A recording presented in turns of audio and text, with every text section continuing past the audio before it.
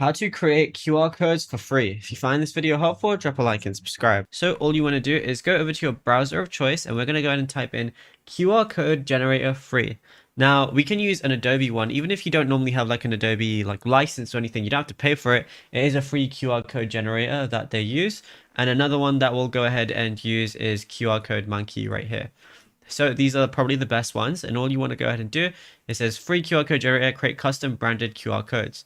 So all you want to do is enter in your URL. For this example, I'm literally just going to use Google, and then I'm just going to go ahead and press generate QR code. It's literally that simple. As you can see, I can scan the QR code to test it out, but it's going to work. I mean, you guys can scan it too, and then I could then download it or open an editor, but it gives me a unique QR code. I can even customize it and make it look, somewhat special and stuff if I want to.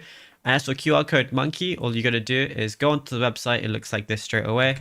Put in your URL, and then it's gonna you just got to press create QR code right here.